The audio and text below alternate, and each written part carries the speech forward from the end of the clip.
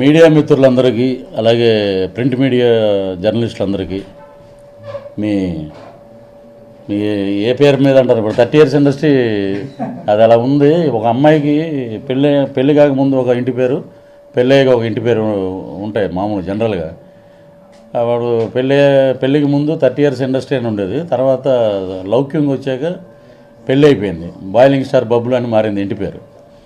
ఇక్కడికి వచ్చేటప్పటికి మళ్ళీ మొన్న నేను ఏదో ఇంటర్వ్యూలో చెప్పా సరదాగా, మొన్న ఒక ఆడియన్స్ అడుగుతున్నారు ఏమంటే మళ్ళీ పెళ్లి చేసుకున్నారు మీరని. అదేంటన్న శంకరాభరణానికి ఒక పెళ్ళి అయిందండి, పర్సంటేజ్ పర్మిషన్ అని.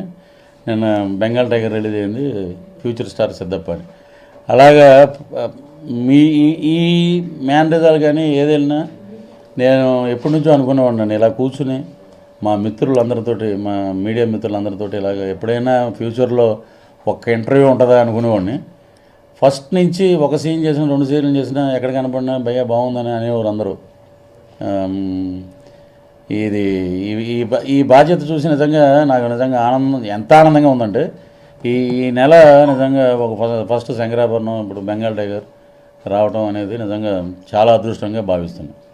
ఇంకా మీరు అడగవచ్చు మిత్రులందరికీ నా తరపున శుభాకాంక్షలు. నేను మళ్ళీ త్వరలో పెద్ద ప్రెస్ మీట్ పెడతాను, అప్పుడు మీ అందరితోటి ఇంకా చాలా జాగ్రత్తగా మాట్లాడి మీ సలహాలు తీసుకుని ముందుకెళ్ళాలని కోరుకుంటున్నాను. సినిమాకి బ్యాక్ బోన్ అని మీరు అంటున్నారు. సినిమాకి ఉపయోగపడ్డ ఒక సీను మా ప్రభాకర్ రెడ్డి గారు చనిపోయి ఎక్కడున్నారో కానీ, డాక్టర్ ఎం ప్రభాకర్ రెడ్డి గారు నన్ను ఇండస్ట్రీకి తీసుకొచ్చారండి. ఆయన ఒక మాట అనేవారు, జర్నీ అనేది చాలా కష్టం, సినిమా జర్నీ. ఒక రియల్ ఎస్టేట్ అంటే ఎక్కడో చోట రేట్ వస్తే పెరుగుతుంది, ఒక గవర్నమెంట్ ఎంప్లాయర్కి రిటైర్ అయితే ఏదో ఒకటి ఉంటుంది. కానీ బట్ సినిమా ఆర్టిస్ట్ కానీ డైరెక్టర్ కానీ ఇక్కడ ఉన్న టెక్నీషియన్లు కానీ 24 క్రాఫ్ట్స్కి ఒక శాపం ఉంది ఏంటంటే అది ఎప్పుడు వస్తుందో తెలియదు, ఎప్పుడు వెళ్ళిపోద్దో తెలియదు. ఇది మటుకు చాలా గుర్తుపెట్టుకోమనేవాడు అండి. ఎప్పుడు అహంకారం అనేది ఆకాశం అంతా, దాన్ని ఎప్పుడు నెత్తి మీద పెట్టుకోవద్దు. మంచితనం అనేది కనపడిన నక్షత్రం, దాన్ని మటుకు వెతుక్కుని దగ్గరికి తీసుకోనివాడు అన్నమాట ఆయన. సిగ్నల్ దగ్గరికి ఒకళ్ళు కారులో వెళ్తారు, ఒకళ్ళు బైక్ మీద వెళ్తారు, ఒకళ్ళు సైకిల్ మీద వెళ్తారు, ఒకళ్ళు నడిచి వెళ్తారు. ఎలా వెళ్ళినా కూడా మనం గమ్యస్థానానికి రీచ్ అవుతాం, ఇది మటుకు మైండ్లో పెట్టుకుని అనేవారు. ఒక్క షాట్లో కనపడినా, ఒక సీన్లో కనపడితే చాలు అనుకునేవాడిని. అలాంటిది ఈరోజు ఈ ఇచ్చిన అవకాశం ఇచ్చిన నాకు ఎంతోమంది దర్శకులు, నిర్మాతలు, రైటర్స్ ముఖ్యంగా వాళ్ళందరికీ నేను ఎప్పుడూ జీవితాంతం రుణపడి ఉంటాను అనమాట. ఇంకా బాధ్యత పెరిగిందండి. ఇప్పుడు ఆ ఫ్యాన్ సినిమా ద్వారా నాకు పెద్ద బ్రేక్ వచ్చింది. ఎక్కడ కర్నూలు వెళ్ళినా, అనంతపూర్, కడప వెళ్తే బాలయ్య లెజెండ్ సింహ అని అలా అరుస్తుంటే చాలా భయం వేసిందండి. తర్వాత ఇమ్మీడియట్గా డిక్టేటర్ సినిమా, ఆ సినిమాలో ఎప్పుడైనా నేను నమ్మేది ఏంటంటే ఆ సినిమాకి సంబంధించిన ఎపిసోడ్ చేసినప్పుడు, పర్టికులర్ హీరో చేసినప్పుడు ఆ హీరో గొప్పతనాన్ని హైప్ చేసి చూపిస్తే ఫ్యాన్స్ ఇంకా మనల్ని ఎక్కడో పెడతారండి. దాన్ని కించపరిచేటట్టు అసలు చేయకూడదండి. అలాంటి క్యారెక్టర్స్ అసలు నేను చేయనండి. సో ఆ లౌక్యంలో ఆ క్లైమాక్స్లో ఈజ్ లెజెండ్ అంటే బాలకృష్ణ గారు లెగ్స్ అవి మా కనల్ కన్నన్ గారు 7 టేకులు 8 టేకులు పట్టియండి.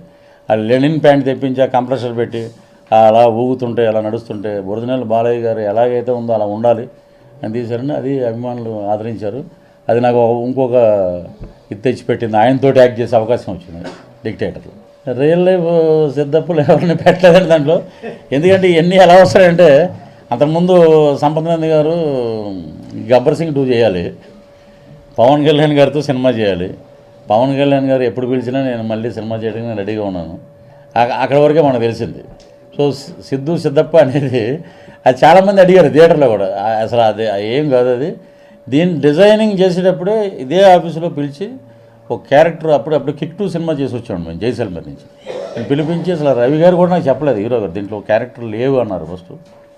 ఆ క్యారెక్టర్ డిజైన్ చేసి గంగం స్టైల్ ఉన్న ఆ గెటప్ తీసి షూ కాడి నుంచి మొత్తం డ్రెస్ అంతా ఒకే ప్యాటర్న్లో డిజైన్ చేసి దానికి బార్న్ స్టార్ అని పెట్టి, అది ఎక్కడంటే ఆయన ఫస్టే డిజైన్ చేశాడండి. షూటింగ్ ఇక్కడ చెప్పిందే తీసాడండి ఆయన. ఈ ఆఫీసులో ఏమైతే చెప్పారు సంపద అదే తీశారు. ఏది నీకేం తెలుసు అన్న యాక్టర్ గురించి, ఈ మధ్య పవర్ స్టార్ పవన్ కళ్యాణ్ గారు ఓ పార్టీ పక్కన నిలబడితే ఎలా గుద్దారు ఓట్లు, ఫ్యూచర్లో నీకు కూడా ఒక స్టార్ కావాలనే, నేనుంటానని అలా వెళ్ళే జోన్ ఉండే క్యారెక్టర్.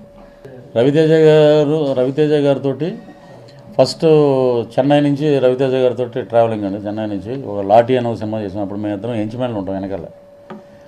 ఒరే ఒకళ్ళకి ముందు వస్తుంది అవకాశం, ఒకళ్ళకి వెనకాల వస్తుంది, నువ్వేం కంగారు పడకు, నువ్వు ఏదొచ్చినా యాక్సెప్ట్ చేస్తుండు, అదే ఎనర్జీ మనకి అని ఫస్ట్ నుంచి చెప్పే వ్యక్తి అండి.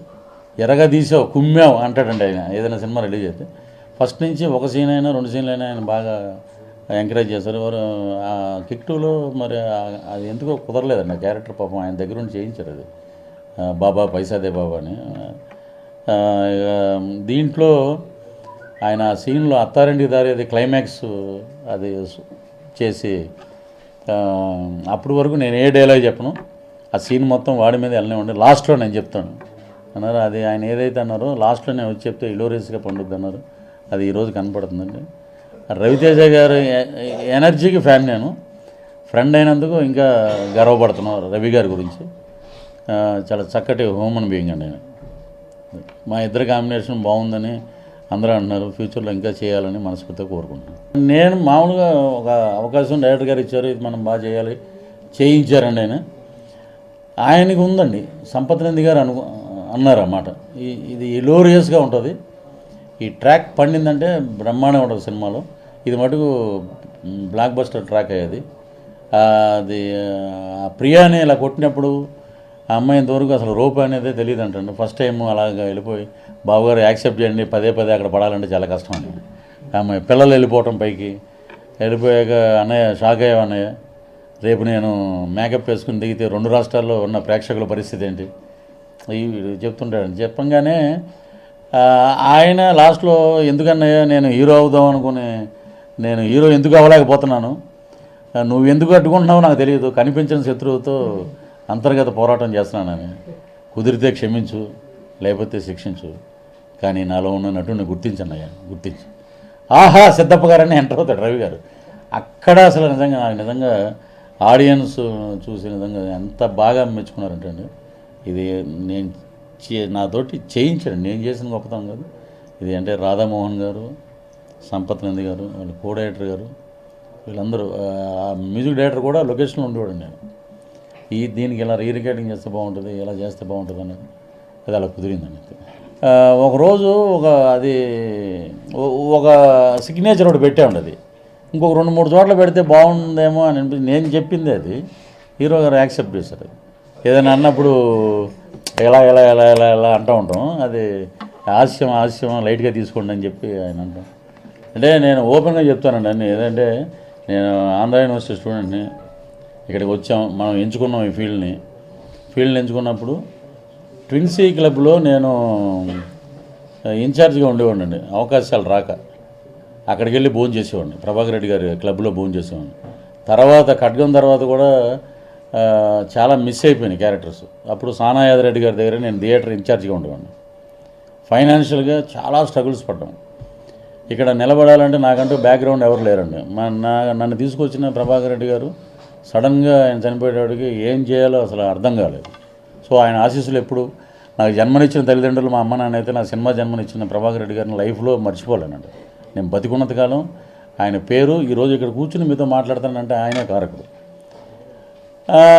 అసలు వేషాలు అనేవి అసలు లేవండి. అసలు ఇది ఎలాగ ఈ జర్నీ, ఇది ఇన్ని సంవత్సరాలు ఉంటున్నాం ఇండస్ట్రీలో, ఎక్కడైనా మనకు కూడా ఒక కమర్షియల్ బ్రేక్ ఏదైనా గుర్తింపు లాంటిది వస్తుందంటే 2004లో ఖడ్గంలో 30 years ఇండస్ట్రీ అని చెప్పి కృష్ణవంశీ గారు ఇచ్చారండి. అది తర్వాత శ్రీ ఆంజనేయం నేను చాలాసార్లు చెప్పాను, 2 ATM కార్డులు ఇచ్చారు. ఇది విలన్గా అన్నా అయితే విలన్ పక్కన ఉన్న అసిస్టెంట్ కింద కానీ ఏదో కామెడీ పెద్ద స్టార్స్ పక్కన నిలబడగలిగేటానికి ఒక కార్డు ఇచ్చాడు, పర్వాలేదు అనుకో. దాని మీద 30 years city, 30 years industry, 30 years trade, అలాగా మేనరిజం ఎంఎస్ గారు చెప్పేవారండి. మనకు వచ్చిన మేనరిజం క్లిక్ అయిందాన్ని వదలకూడదు, దాన్ని అలా కంటిన్యూ చేసి ఉన్నది.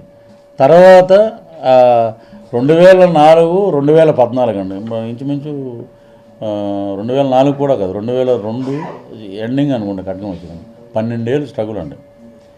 అటు ఫైనాన్షియల్గా మనం సెటిల్ కాలేదు, అలాగే ఉన్నాం. ఎప్పుడైనా కలాం తల్లి మనల్ని ఆదుకోపోద్దు అని ఒక ఆశతోటి అలాగే కష్టపడి పనిచేసాం. శ్రీధర్ సిపాన, అహనా పెళ్ళంట, పూలరంగడు, భీమవరం బుల్లోడు, లౌక్యం. నాకు దేవుడిచ్చిన తమ్ముడుతనం అలాగే వర్కౌట్ అయిందండి. ఆ సినిమా ద్వారా కొంచెం లౌక్యం ద్వారా కొంచెం ఒక ఇతని మీద ఇవ్వచ్చు క్యారెక్టరు అనుకునే ఒక నమ్మకం ఏర్పడ్డాక శంకరాభరణం వచ్చింది. తర్వాత బంగారు. నేను ఇప్పుడు ఈ సినిమా వచ్చేసిందని చెప్పి ఇంత రెమ్యునరేషన్ అంత రెమ్యునరేషన్ అలా చేయనండి. ఏది ఇచ్చినా యాక్సెప్ట్ చేసి చేస్తానండి. రెమ్యునరేషన్ గురించి అసలు ఎక్కడ మీడియాలో కూడా గొడవ రాదు నా గురించి. అది చాలా తప్పు అంటాను నేను. ఎందుకంటే ఇప్పుడు ఫస్ట్ టీవీ సీరియల్ చేసేటప్పుడు 1000 రూపాయలు ఇచ్చేవారండి, 50 రూపాయలు కన్వీనియన్స్ ఇచ్చేవారు. ఈ కొంతమంది చెప్పుకోరు I born and brought up at ఇది, లేకపోతే I used to go tiffin chutneys అండి, ఆడ ఇక్కడే బండి తీరేది అంటాడు. రేపు కారు ఎక్కిన కాడి నుంచి కథలే మారిపోతుంటాయి. ఇది ఒక సినిమాలో పెడుతున్నామండి, శ్రీధర్ చెప్పాను, కారు ఎక్కిన కాడి నుంచి కథ మారిపోద్ది. వాడు కొంచెం పేరు రాగానే అమ్మా అక్కడ పలానా చోట ఆ టిఫిన్ ఉంటుంది తీసుకొచ్చావా, ఇక్కడ టిఫిన్ కంప్లీట్, అలాంటివి నాకు అసలు నచ్చదండి. ఇప్పటికీ మీరు అడగండి, నేనే క్యారేజీ నేనే తెచ్చుకుంటాం. మా అసిస్టెంట్లు కూడా అందరం కలిసి భోజనం చేస్తాం. బయట అసలు ప్రొడ్యూసర్కి సంబంధించి ఒక టీ తాగుతుంది తప్పితే మిగతా ఏం అసలు మేము వాడమండి. హెల్త్ కాన్షియస్ అనుకోండి, ఇంకోటి అనుకోండి, ఇది పెడితే హెల్త్ పోద్దని కాదు. అంటే మనం ఎవరికి బర్డన్ కాకూడదు. ఇప్పుడు 1000 రూపాయలు ఇచ్చిన వాళ్ళు తర్వాత అదే ఈటీవీలో 7,500 ఇచ్చారు. వాళ్ళకి తెలుసండి. ఇప్పుడు ఆర్టికల్ ఏదైనా సరే సాలబిలిటీ ఉంటేనే ఏదైనా చేయగలుగుతారు. ఇది కోట్ల మీద ఉన్న వ్యాపారం, వాళ్ళే మనల్ని ఆదరిస్తారండి అంతే. నేనైతే ఈ సినిమా హిట్ అయిపోయింది, రేపు ఏంటమ్మా అన్నామంటే నెక్స్ట్ కింద ఉంటాం. అది అసలు నేను ఎప్పుడు చేయనండి. ఎందుకంటే దిగువ స్థాయి నుంచి వచ్చినాను, ఎటువంటి బ్యాక్గ్రౌండ్ లేదు. ఎవరు నన్ను ఏమన్నా ఏంట్రా ఒక ఆయన అన్నాడండి, ఏంట్రా నెట్లో రాయించుకుంటున్నావంట అని. నెట్లో నేను రాయమంటే రాస్తారా? ఇంటర్వ్యూలు మీరు చెప్పమని చెప్తారా?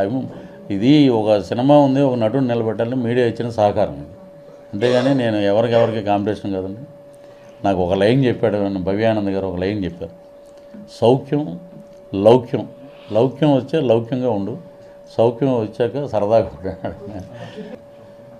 ఆ బాహుబలి ఇది కూడా ఫస్ట్ అసలు ఆ క్యారెక్టర్ కదండి, వేరే క్యారెక్టరు ఇది.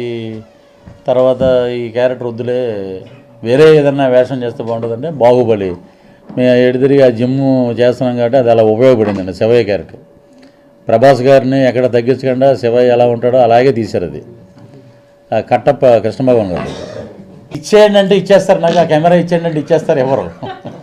ఇప్పుడు మీరున్నారు, మీ జేబులోంచి ఏదైనా ఇచ్చేయమంటే ఎవరు. ఒక స్టార్ కమెడియన్ పాత్రలనే ఇప్పుడు నాకు సోమన్ బాబు గారు చనిపోయి ఎక్కడ ఉన్నారు కానీ మహానుభావుడు, నేను ఇండస్ట్రీకి వెళ్ళే ఒకసారి ఒక హీరోని చూడాలి, సోమన్ బాబు గారు నా ఫేవరెట్ హీరో, చూడాలండి అని ప్రభాకర్ రెడ్డి గారిని అడిగితే ఇంటికి తీసుకెళ్ళాడు ఆయన మెడ్రాస్లో. ఆయన చూడంగానే ఒరే మన క్యారెక్టర్ మందే, నేను ఎప్పుడు అందరూ వెళ్ళిపోయాక సైకిల్ వేసుకుని వెళ్ళేవాడిని ఆఫీసులకి. సోమన్ బాబు పృథ్వీ అలా ఉండు నువ్వు. ఇప్పుడు నా క్యారెక్టర్ సోమన్ బాబు వేస్తాడంటే నేను చాలా హ్యాపీ ఫీల్ అవ్వాలండి. సోమన్ బాబు గారి క్యారెక్టర్ నేను వేస్తాంటే నేను చాలా హ్యాపీ ఫీల్ అవుతాను. కొన్ని సంవత్సరాల నుంచి వెనకాల నిలబడి బ్యాక్గ్రౌండ్లో నిలబడి ఎప్పుడు ఇస్తే మనం నమ్ముకునే భార్య పిల్లలు వీళ్ళందరూ నిలబెట్టాలి. ఇది శాశ్వతమైన ఫీల్డ్ కాదు, ఎప్పుడు అయిపోతుందో తెలియదు. ఎప్పుడైనా దేవుడు ఈ సినిమాని నమ్ముకున్నాం, ఈ కళంతలు నమ్ముకున్నాం, ఎప్పుడైనా మనకి ఏదన్నా విందు భోజనం పెడుతుందని ఎదురు చూసేవాడిని తప్ప ఒక స్టార్ కమెడియన్ని లాగేసుకుని మా పవన్ కళ్యాణ్ గారు ఒక మాట అన్నారు చూసారు, అది ఉంది, ఇస్తే తీసుకో లాక్కోకు, అదే పాలసీ నేను ఫాలో అవుతానండి. మార్పు అంటే ఏముండదు. ఇప్పుడు ఉగాది నుంచి మార్చికి ఇప్పుడు ఒక ప్రాసెస్ ఉందని చెప్పేస్తాను మిత్రులందరూ మన ఫ్రెండ్సే కాబట్టి 6 ప్యాక్ చేస్తున్నాను ఒక సినిమా కోసం. అదే మార్పు అస్సలు లేదండి. చేయని వాళ్ళే అలా మాడతారు. నేను ఆల్రెడీ ఇప్పుడు ఏమంటుందంటే ఒక రూఫ్ కట్టేసి వదిలేస్తారు చూసారు బిల్డింగ్, అలాగే ఆల్రెడీ రూఫ్ కట్టేసి వదిలేసాం. కరెక్ట్గా 1 మంత్ షూటింగ్ అంటే అది వచ్చి బయటికి తీసుకొచ్చేసి రెడీ అంతే. అంటే అది ఒక పెద్ద హీరో, మన తమిళ్లో ఉన్న పెద్ద హీరో, ఆయన పేరు కూడా చెప్పేస్తాను, అజిత్ గారు. దాంట్లో ఒక బ్రహ్మాండమైన క్యారెక్టరు, మోగోడు, లాస్ట్లో ఫైట్లో షర్ట్ ఇప్పితే ఏంటి అనేది జనాలు అనుకోవాలి. నువ్వు ఎంట్రీయే నీది அந்த மாதிரி இருக்கணும் ఎంట్రీ ఇల్లామే రెగ్యులర్గా పడిన వేస్ట్ దానికోసం రోజు కష్టపడతాం. Thank you sir, thank you.